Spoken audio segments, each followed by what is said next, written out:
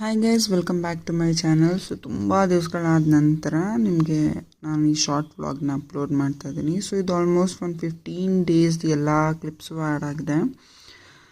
So ನೀವು ನೋಡ್ತಾ ಇದ್ರೆ ನಾವು ತುಳಸಿ ಹಬ್ಬನ ಮಾಡಿದ್ದೆವು, ಒಂದು ವ್ಲಾಗ್ ಆಗಿದ್ದು ತುಂಬ ಚಿಕ್ಕದಾಗಿ ಸರಳವಾಗಿ ಮಾಡೋಂಥ ಹಬ್ಬ.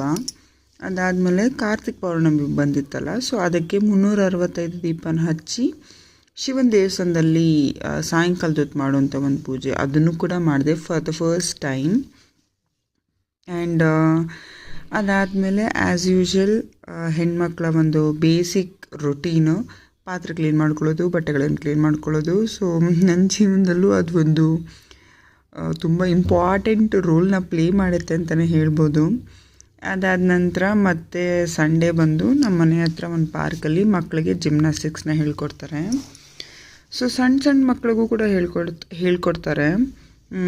ನನಗನ್ಸುತ್ತೆ ನಾವು ಸಣ್ಣ ಮಕ್ಕಳಿಂದನೇ ಅವ್ರಿಗೆ ಫಿಸಿಕಲ್ ಆ್ಯಕ್ಟಿವಿಟೀಸ್ ಇರುವಂಥ ಒಂದು ಸ್ಪೋರ್ಟ್ಸ್ನ ಹೇಳ್ಕೊಡೋದ್ರಿಂದ ಅವರು ಫಿಸಿಕಲಿ ಫಿಟ್ಟಾಗಿ ತುಂಬ ಚೆನ್ನಾಗಿರ್ತಾರೆ, ಹೆಲ್ದಿಯಾಗಿರ್ತಾರೆ ಅಂತ ಒಂದು ನನ್ನ ಅಭಿಪ್ರಾಯ.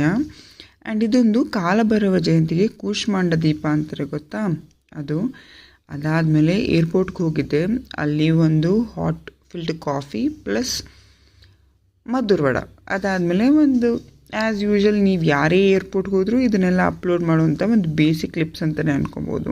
ಸೊ ನಿಮಗೆ ನನ್ನ ಬ್ಲಾಗ್ಸ್ ಇಷ್ಟ ಆಗ್ತಿದ್ರೆ like, share and subscribe. Thank you for watching.